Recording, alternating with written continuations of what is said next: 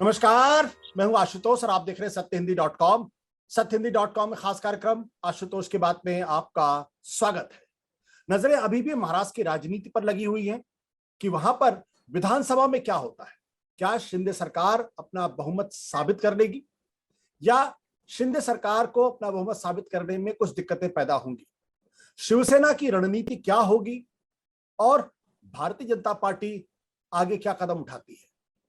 खासतौर पर चर्चा इस वक्त है कि भारतीय जनता पार्टी के जो सबसे बड़े नेता, 2 बार के मुख्यमंत्री देवेंद्र फडणवीस को क्यों उप मुख्यमंत्री बनाया गया है, जबकि वो मुख्यमंत्री पद के दावेदार थे। खबरें ये भी आ रही हैं कि वो नाराज चल रहे हैं। मुख्यमंत्री नरेंद्र मोदी, माफ करिएगा, प्रधानमंत्री नरेंद्र मोदी ने उनको फोन करके जब कहा कि आपको उप मुख्यमंत्री बनना है, तब वो तैयार हुए। तो बहुत सारे पेच हैं। इन सारे पेचों के बारे में एक बहुत बेहतरीन तरीके से, बहुत ही खूबसूरत तरीके से लोकसत्ता के संपादक गिरीश कुबेर ने इंडियन एक्सप्रेस पे लिखा है। उसका टाइटल है Maharashtra political drama when BJP one but it's leader lost. हमारे साथ खुद गिरीश कुबेर जी हैं। आपका बहुत बहुत स्वागत है। पहली बार आप सत्य हिंदी में हमारे साथ शामिल हो रहे हैं, आपका बहुत बहुत शुक्रिया। गिरीश जी, आपने ये जो लिखा है कि बीजेपी तो जीत गई लेकिन नेता हार गया, ऐसा क्यों लिखा आपने? क्योंकि जिस तरह से पिछले 2.5 साल 3 साल देवेंद्र फडणवीस इस सरकार के खिलाफ लड़ रहे थे, वो गिराने के लिए, वो उसके खिलाफ जनमत संगठित करने के लिए ऐसा ही लग रहा था। और बीजेपी के लोगों की तरफ से भी और लोगों में भी, और देवेंद्र फडणवीस जी का भी बर्ताव ऐसा था कि वो अगले मुख्यमंत्री है।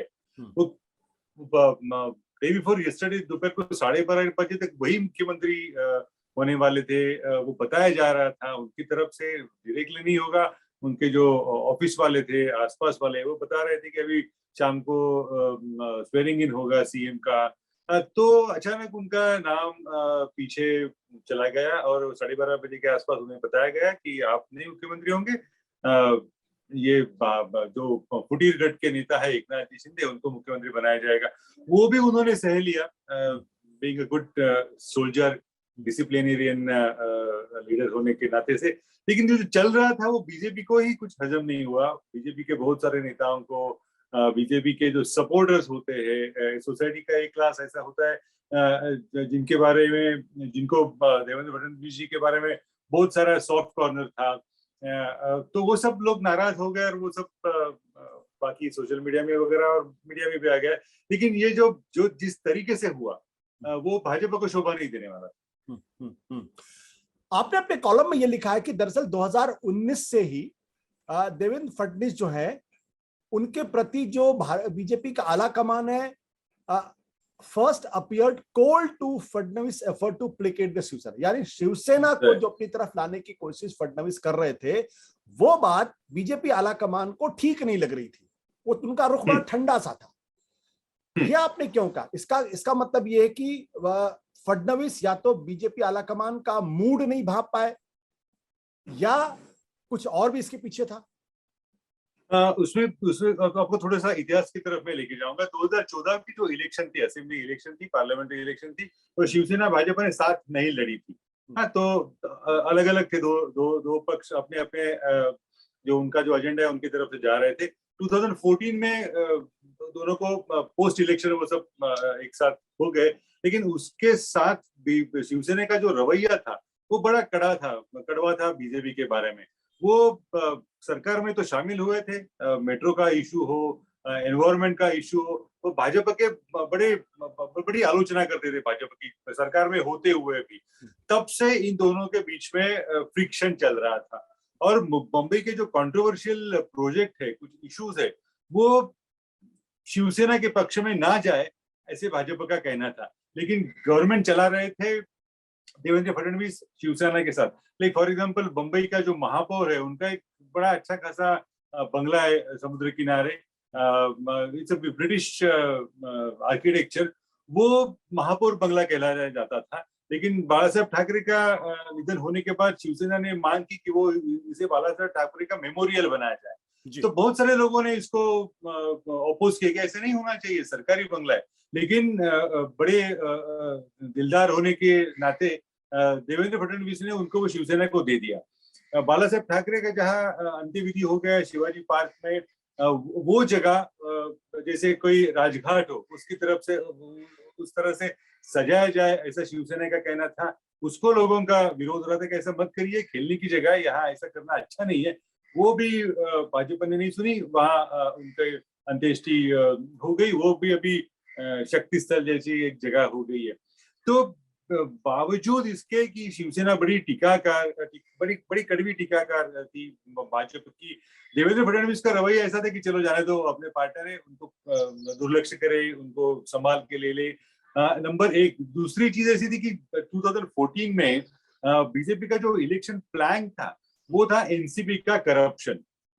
और 2014 में जब सरकार नहीं बन रही थी तो शरद पवार एनसीपी के चीफ, उन्होंने एक ऐसा स्टेटमेंट ऑन रिकॉर्ड कर दिया था, अगर बीजेपी को कुछ संख्याओं की कमतरता रहेगी तो एनसीपी उसको सपोर्ट करेगी। दैट वाज ए बॉम्बशेल कि जिनके खिलाफ इलेक्शन लड़ा है तो उनके साथ जाना, उनके साथ गवर्नमेंट करना, it was a terrible thing for the BJP. लोगों के मन में भाजपा के बारे में बहुत नाराजगी हो जाती थी। तो उसके ये स्टेटमेंट से क्या हो गया कि शिवसेना और भाजपा का जो गठबंधन दूर दूर रह रहा था वो एकदम साथ हो गया, दोनों ने झट से गवर्नमेंट कर ली। न जाने असेंबली में एनसीपी उनको सपोर्ट करे। और उसमें से ये चीज ऐसी है, political intricacy is that Delhi election के लिए, यानी कि पार्लियामेंट के इलेक्शन के लिए एनसीपी के सपोर्ट से अगर गवर्नमेंट चलाई जाए तो भाजपा के दिल्ली के नेताओं को वो चलने वाला था, दे वर ओके विद दैट। लेकिन आरएसएस और देवेंद्र फडणवीस वो उसके बारे में कंफर्टेबल नहीं थे, तो शिवसेना का अलायंस हो गया। लेकिन अलायंस होने के बावजूद शिवसेना इतनी बड़ी क्रिटिक थी भाजपा की, तब से भाजपा के मन में आ रहा था, भाजपा के सेंट्रल लीडरशिप के मन में आ रहा था कि इनको तोड़ा जाए, शिवसेना भाजपा अगली इलेक्शन साथ में नहीं लड़ेगी। एक बात दूसरी ऐसी है कि शिवसेना ऑल्सो हिंदुत्व का दावा करते थे। If you look at the history till 1990, Shiv Sena वैसे तो हिंदुत्ववादी है ही नहीं थी। वो जैसे कि अयोध्या की मूवमेंट हो गई, वो बाबरी मस्जिद वगैरह ढांचा गिरा, तो तब बाल ठाकरे ने अचानक उनको हिंदुत्ववाद जोड़ दिया। शिवसेना का जो बेसिक कॉन्स्टिट्यूएंस है उसमें, तो उसके बाद ये ऐसा होने लगा कि शिवसेना का अपना देश का पहला शायद हिंदू हृदय सम्राट था वो बाला साहेब ठाकरे। तो भाजपा के जब अपने हिंदू हृदय सम्राट आ गए तो वो एक ही हिंदू स्पेस में दो पार्टियां नहीं चलेगी। ये इससे भी एक अलग सा पॉलिटिकल तनाव दोनों में बढ़ गया। आप कहने का मतलब एक म्यान में दो तलवार नहीं हो सकती, या तो एक ही हिंदू हृदय सम्राट होगा या एक ही हिंदू पार्टी होगी, दो कैसे हो सकती है। लेकिन इंटरेस्टिंग बात यह है कि देवेंद्र फडणवीस को ये कहा जाता है कि बहुत ही शार्प पॉलिटिशियन, और इनफैक्ट भारतीय जनता पार्टी में बड़े दिनों के बाद, प्रमोद महाजन के बाद कोई इतना शार्प पॉलिटिशियन सामने आया है। क्या वो जो बीजेपी आलाकमान है उनका मूड नहीं भाप पाए? और जैसे कि आपने लिखा कि 2019 में जब विधानसभा के चुनाव हुए तो हरियाणा में सरकार बनाने में बीजेपी आलाकमान ने बहुत इंटरेस्ट दिखाया, छोटी पार्टियों से बातचीत की, लेकिन महाराष्ट्र में वो दिलचस्पी नहीं दिखाई। आपने कहा कि अगर एक फोन अमित शाह की तरफ से आ जाता या नरेंद्र मोदी की तरफ से आ जाता शिवसेना प्रमुख उद्धव ठाकरे के पास, तो शायद सरकार बन जाती अपने आप या इजीली थी। लेकिन क्या है, एक ये दो बीजेपी के जो अभी शीर्षस्थ नेता है, उनके अगर आप if you look at their behaviour, there is a large ego, one can easily sense, you know. तो ये जो बंदा अपने को हम पर टीका कर रहा है, स्पेशलिंग द बीजेपी, उनसे क्यों बात करे, नंबर एक। और दूसरी बात ऐसी है कि वो इलेक्शन में 2019 के इलेक्शन में देवेंद्र फडणवीस के कुछ अनुयायी, उनके जो चेले होते हैं, वो जो आसपास वाले होते, उन्होंने एक नारा लगाया था, देवेंद्र आफ्टर नरेंद्र। अच्छा। तो देवेंद्र फडणवीस की इमेज ऐसी बढ़ गई थी कि मानो इसके बाद वो अभी दिल्ली ही जाएंगे। और वैसा प्लान भी था 2019 में, अपने बल पर वो अगर मुख्यमंत्री बनते तो कैबिनेट एक्सपेंशन में उनका बीजेपी की जो सोच थी, जिसके बारे में तब भी लिखा था कि 2 साल तक ज्यादा से ज्यादा देवेंद्र फडणवीस सेकंड टाइम मुख्यमंत्री रहेंगे, उनको दिल्ली में बड़ी रिस्पॉन्सिबिलिटी दी जाएगी।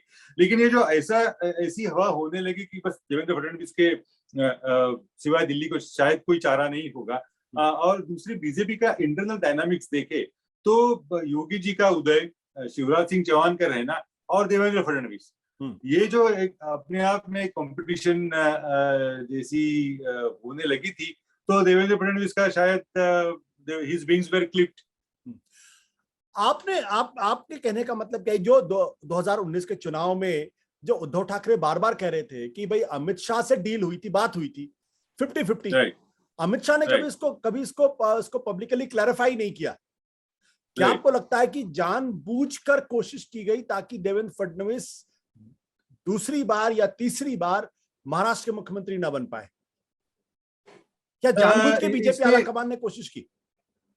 जानबूझ के कहना, but there is a internal politics, cold feet कहते हैं ना, वो जो कोल्ड शोल्डर कर दिया देवेंद्र फडणवीस के बारे में, क्योंकि देवेंद्र फडणवीस का कैलकुलेशन गलत कैसा रहा कि he was thinking that he will get at least 125, 120 से 125 के आसपास उनके विधायक रहेंगे, तो बस 15-20 की उनको कमी रहेगी। अगर शिवसेना ना भी आए तो इंडिपेंडेंस वगैरह लेके वो सरकार बना पाएंगे। उनका कैलकुलेशन गलत कब हुआ? जब उनके 105 से ज्यादा उनके विधायक नहीं आए। तो सीधी सीधी बात है कि उनको अभी 30-35-40 एमएलए की जरूरत थी, इतने सारे इंडिपेंडेंट्स नहीं थे। तो तब उनको शिवसेना को लेने के लिए, मनाने के लिए ज्यादा कोशिश करनी पड़ी। वो कोशिश में बीजेपी के सेंट्रल लीडरशिप ने उनको कुछ भी मदद नहीं की। तो आपने बोला था शिवसेना के साथ गठबंधन करके चुनाव करना है, आपको शिवसेना को मनाना है, सीएम सीट वो देने के लिए तैयार नहीं है, तो सब पूरा देवेंद्र के पास छोड़ दिया। तीन हफ्ते तक किसी ने किसी से बात नहीं की। That's very very rare. अगर शिवसेना बीजेपी की अलायंस का इतिहास देखेंगे तो प्रमोद महाजन आते थे, वाजपेयी जी फोन करते थे, अडवाणी की तरफ से कोई मिलने की बात होती थी और वो सब जो कुछ मतभेद होते थे दूर होते थे। इस बार शिवसेना के ये किसी ने भी कोशिश नहीं की मनाने की। तो वो जो इंटरनल पॉलिटिक्स होता है अपने नेता का उसको सबक सिखाने का, वो 100% इसमें था। आपने अपने कॉलम में ये भी लिखा हुआ है कि जब महाराष्ट्र के बड़े नेता जब धीरे धीरे नेशनल स्टेचर हो जाता है, चाहे वो चौहान साहब का हो या शरद पवार का हो, तो धीरे से उनको मैसेज मिल जाता है, उनके विंग्स क्लिप कर दी जाती है। इसका मतलब ये है कि बीजेपी आलाकमान ने जो देवेंद्र फडणवीस है उनकी विंग्स को क्लिप किया है, उनको औकात दिखाई है। सही बात। ये इसमें भी अगर इतिहास, बड़ा इतिहास है, क्योंकि वो दिल्ली, अगर I mean people will laugh at if you connect it directly to Mughal history, you know. तो महाराष्ट्र का जो कोई बंदा होता है वो ट्रेंड सेटर होता है, वो दिल्ली को चैलेंज करता है, दिल्ली की सल्तनत को चैलेंज करता है। ये तो एक बड़ी काइंड ऑफ गलतफहमी है या व्हाटएवर यू कैन से। तो उनको ऐसे ही देखा जाता है। And if you look at the history, I mean as a neutral person, history is always north dominated. तो what you call south of India, अगर कोई नेता वहां से उठ के दिल्ली को जब चैलेंज करने लगता है तो वो थोड़ी सी अंदर ही खलबल हो जाती है। हर विंग, यशवंतराव चौहान जी के बारे में भी ऐसे होगा, उनको इंदिरा गांधी ने उनको औकात दिखाई, शरद पवार उनके बारे में भी ऐसे होगा। 1991 में राजीव गांधी की मृत्यु के बाद वो चैलेंज करने लगे, उनको भी साइडलाइन कर दिया। तो हिस्ट्री रिपीट इटसेल्फ। बट आपने कहा हिस्ट्री रिपीट इटसेल्फ, तो क्या देवेंद्र फडणवीस पवार के रास्ते पे जाएंगे? I don't think so. The difference is Pawar had the capability to stand on its own. He could create his own party. Devendra Fadnavis का उनका स्वभाव ऐसा नहीं है, उनकी राजनीति ऐसी नहीं रही है। And being an RSS person, and that too from a Brahmin community, that's extremely important, because population की तरफ देखा जाए, लोकसंख्या जनसंख्या आप देखेंगे तो 3.5% ब्राह्मण है। अगर देवेंद्र फडणवीस खड़े भी हो जाएंगे नई पार्टी बनाने के लिए, उनके पीछे ज्यादा लोग नहीं आएंगे। 33% मराठा है, 33% ओबीसी है। अगर ये कास्ट का इक्वेशन देखा जाए तो देवेंद्र फडणवीस के पीछे कोई नहीं आएगा अगर अपने आप वो खड़े रहेंगे। तो सिवाय कुछ चुने आरएसएस स्वयंसेवक, वो भी पिछले दरवाजे से उनकी साथ देंगे, तो वो नहीं हो सकता महाराष्ट्र के में। आपको क्या लगता है ये जो शिंदे को जो मुख्यमंत्री के तौर पर मुख्यमंत्री बनाया गया है और फडणवीस को जो नंबर 2 पोजीशन दी गई है, इसके पीछे का लॉजिक क्या हो सकता है? बीजेपी का अपना लॉजिक। एक तो पहली बात है कि शिंदे मराठा है, भाजपा की अगर बात करें तो सिवाय 2 नेता छोड़ के 2 या 2.5 और 3 भाजपा के पास बड़ा कोई मराठा नेता नहीं है। तो भाजपा की सबसे बड़ी ये है कमी है कि उनके पास ओबीसी के बहुत सारे नेता जैसे मुंडे जी हो, you name it, lots of OBC नेता भाजपा के साथ है everywhere, and that again history is that Vasantrao Bhagavat करके, 1 मिनट में बताता हूँ आपको, वसंतराव भागवत करके सरसंघ के एक बड़े प्रचारक थे, वो भाजपा के, उनको संगठन सचिव बोला जाता है 70s में। उन्होंने एक फॉर्मूला तय किया था, वो था कि अगर कांग्रेस को हराना है, मुस्लिम क्रिश्चियन का तुष्टीकरण करने वाली कांग्रेस को हराना है, तो उन्होंने एक माधव फॉर्मूला महाराष्ट्र में चलाया। वो माधव क्या है, तो माली, धनगर और वंजारी।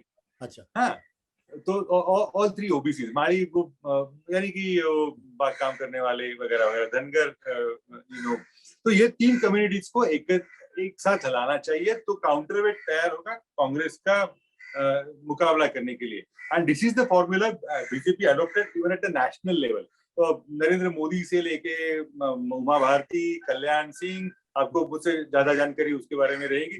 तो वो देखा जाए तो ओबीसी तो बीजेपी के साथ अपने आप है ही, मराठा नहीं। तो अगर एकनाथ शिंदे को लाया जाए, सामने लाया जाए, तो मराठा न्यूट्रलाइज हो जाएंगे। और देवेंद्र फडणवीस उनकी पिछली जो सरकार थी, उसमें सबसे बड़ा चैलेंज था मराठा रिजर्वेशन का। और मराठा के पूरे राज्य में लॉट्स ऑफ एजिटेशन हुआ, उनके बड़े बड़े आंदोलन हुए, तो वो सब न्यूट्रलाइज करने के लिए ये चाल चली गई है।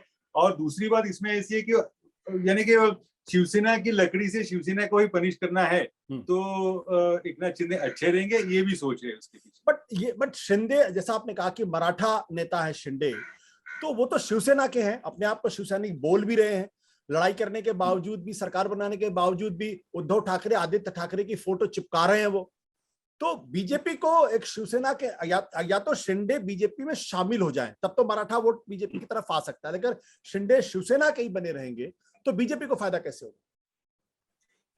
इशू मुझे ऐसा लगता है कि ये जब मर्जर की बात आएगी तब इसमें घमासान होगा। भाजपा का इतिहास ऐसा है कि वो एक ही स्पेस में दूसरी पार्टी को रहने नहीं देंगे।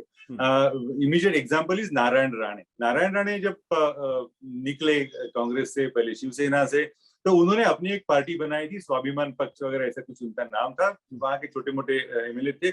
जब नारायण राणे बीजेपी में आ गए तो उनको एक कंडीशन थी कि वो पार्टी इसमें मर्ज करनी पड़ेगी।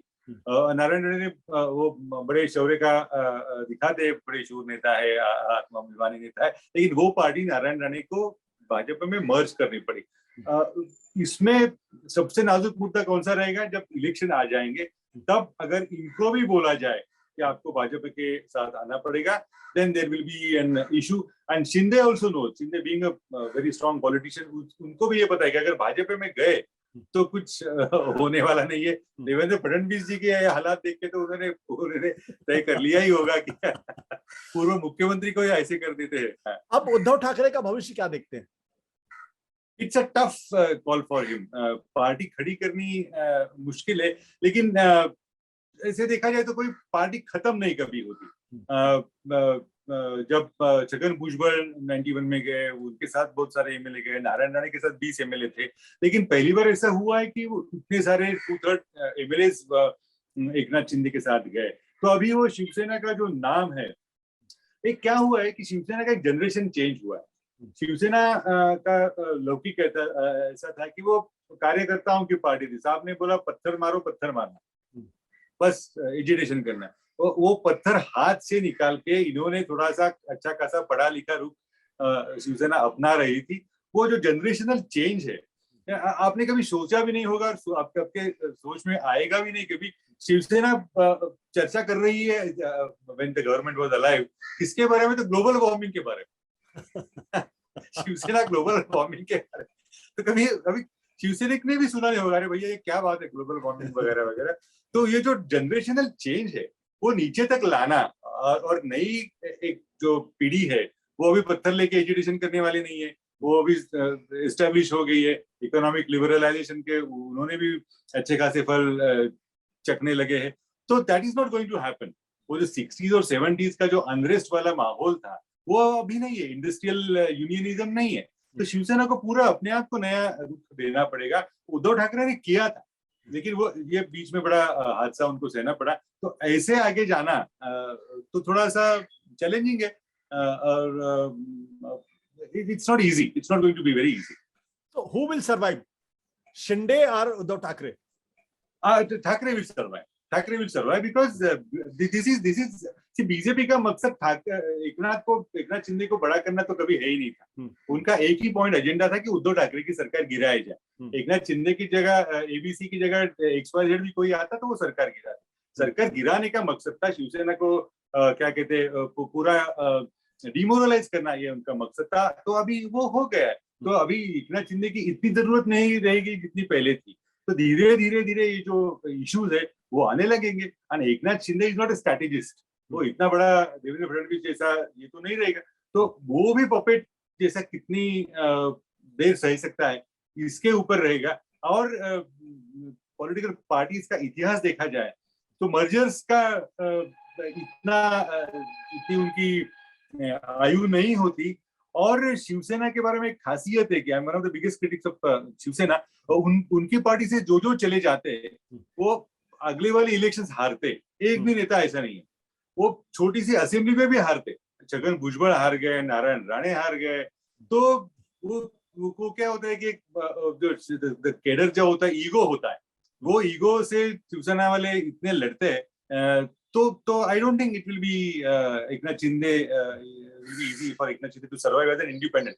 He has to either merge or be a splinter group only limited to Thana and some other regions. Girish ji, एक बड़ा सवाल आज की तारीख में ये कि जो विधानसभा में विश्वास मत आएगा उसमें ठाकरे गुट क्या करेगा? क्योंकि अगर 2/3 बहुमत अगर इनके साथ है, स्पीकर अगर इनका है, और अगर ये व्हिप का उल्लंघन करते हैं तो उद्धव ठाकरे के जो एमएलए वही डिस्क्वालीफाई हो जाएंगे। This is the real danger and the way supreme court handled it.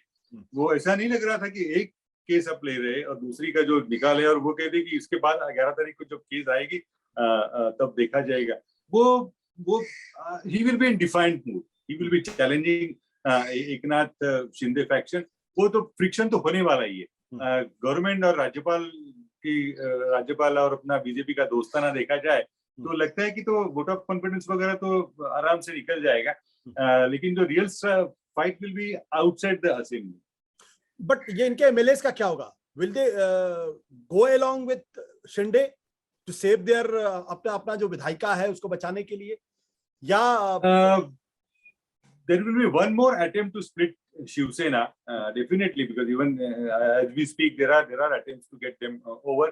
लेकिन महाराष्ट्र की पॉलिटिकल पोजीशन ऐसी है कि किसी एक पार्टी को बहुमत नहीं मिल सकता है। If Sharad Pawar led NCP, Congress and Shiv Sena stick together, BJP को मुश्किल है, क्योंकि अपना पॉलिटिकल स्ट्रक्चर ही महाराष्ट्र का ऐसे कि किसी दो लोगों को साथ में आना पड़ेगा। ये ऐसा हुआ, लेकिन Eknath Shinde can't get the election for the BJP. तो असेंबली में वो नाराजगी होगी, लेकिन आई डोंट थिंक वो इमीडिएटली वो जो कुछ रहे हुए, क्योंकि वो भी कोर्ट में जाएंगे। उनका अगर डिस्क्वालिफिकेशन किया जाए तो वो भी कोर्ट में जाने वाला है। तो ये it's going to be a prolong battle. वो इतनी जल्दी खत्म होने वाली लड़ाई लगती नहीं है। मतलब बहुत कुछ इस पर निर्भर करेगा सुप्रीम कोर्ट क्या फैसला करता है। बट यहाँ पे एक जो बड़ा सवाल है कि शिंदे जो है वो चीफ मिनिस्टर है, फडणवीस उनके नंबर 2 है, डिप्टी सीएम है। तो क्या शिंदे एक पपेट चीफ मिनिस्टर होंगे, कठपुतली चीफ मिनिस्टर होंगे? 100%, क्योंकि उनकी रुचि किसमें है अगर देखा जाए तो महाराष्ट्र के बड़े बड़े जो इंफ्रा प्रोजेक्ट्स चल रहे हैं, समृद्धि महामार्ग होगा नागपुर से बंबई वाला, वो नावाचूड़ी लिंक होगी, ह्यूज इंफ्रास्ट्रक्चर प्रोजेक्ट, वो सब शिंदे चला रहे थे। अगर इंटरेस्टिंग बात, ताजुब की बात यह है कि बहुत सारे छोटे छोटे पोर्टफोलियो में बीजेपी को करप्शन दिख रहा था, सिवाय एक के, वो एकनाथ शिंदे जी के। तो बीजेपी ने एक भी एलिगेशन किया नहीं है एकनाथ शिंदे के बारे में when he was in Shiv Sena. तो उनको जो चाह रहे कि उनको पार्टी और उनका जो गुट है उनको जिंदा रखने के लिए वो जो एक रिसोर्स मोबिलाइजेशन होता है वो बीजेपी की तरफ से दिया जाएगा, लेकिन every other control, Shinde is not a good orator, Shinde is not good speaker in Hindi, Marathi, तो अंग्रेजी के तो बात ही अलग है। तो वो जो सब कंट्रोल होता है, administrative control, it will be with Devendra Fadnavis, who is much more shrewder, smarter and efficient also. और ये जो ह्यूमिलिएशन देवेंद्र फडणवीस का हुआ है, पचा पाएंगे उसको? वो बीजेपी के अगर कुछ पिछले स्पेशली आफ्टर 2014 की अगर स्टाइल देखी जाए, जिसको ह्यूमिलिएट करते हैं उसको कुछ दिन के बाद they get more bigger responsibility. तो ऐसा लाइक फॉर एग्जांपल मानो विनोद तावड़े महाराष्ट्र के ही थे, इलेक्शन के जस्ट अहेड ऑफ इलेक्शन, कुछ बचा नहीं था जब समय, तब उनको उनका टिकट काट दिया, there are some issues about him, तो नाउ वो नेशनल जनरल सेक्रेटरी हो गए। तो जो बीजेपी में जो अपना जो ह्यूमिलिएशन होता है, जो शांति से सह लेते, कुछ दिखाते नहीं है, कुछ बगावत की बात नहीं करते, उनका बहुत अच्छा भला हो जाता है। तो I am sure Devendra Fadnavis is out for a bigger role. But Devendra Fadnavis ने बड़ी हैरानी से अपनी नाराजगी छुपाई नहीं, वो लगातार अपनी नाराजगी को एक्सप्रेस कर रहे हैं, और जैसे कि वो सेलिब्रेशन में नहीं आना या नेशनल एग्जीक्यूटिव में नहीं जाना, वो बता रहे हैं कि मुझे जो आपने बना तो दिया, मैंने स्वीकार कर लिया है, लेकिन मैं नाराज हूं, वो ये कह रहे हैं। और ये बात अमित शाह और मोदी को पसंद नहीं आती ऐसी बातें। हाँ, वो लेकिन वो सटलिटी है उसमें, वो बॉडी लैंग्वेज से दिखा रहा है। हाँ। जो एक चैलेंज वाली बात होती है, और वो बात ऐसी करती है कि मैं बड़े पक्ष का छोटा कार्यकर्ता हूँ, जो मुझे पक्षादेश दिया गया है, मुझे मेरे ज्येष्ठ नेताओं ने जो कहा गया, एक नम्र स्वयंसेवक होने के नाते मैं स्वीकार कर रहा हूँ वगैरह, वो होता रहेगा। वो एक 5-6 दिन की बात है। People also unfortunately will forget, और देवेंद्र फडणवीस तो सहना ही पड़ेगा, दूसरा कोई चारा नहीं है उनके पास। तो उनको बड़ी जिम्मेदारी इसके बाद निश्चित रूप से दी जाएगी। ये जो आपने आखिरी लाइन लिखी ना, देवेंद्र आफ्टर नरेंद्र, ये इनके साथ जो हो रहा है, असल कारण यही लग रहा है आपको या कुछ और है? We can say it's a nemesis began with it, you know. Genesis अलग होगा, लेकिन नेमेसिस जो कहते हैं अंत्य, उनका जो ये कुछ ह्यूमिलिएशन हुआ, उसकी शुरुआत यहाँ से हो गई, क्योंकि वो बड़े young age is on his side, he is extremely industry savvy, media savvy, industrialisation, business, economy सब उनको। लेकिन एक उसकी एक कांग्रेस, बीजेपी और कांग्रेस में, like Arun Shourie used to say, what is BJP, Congress plus cow.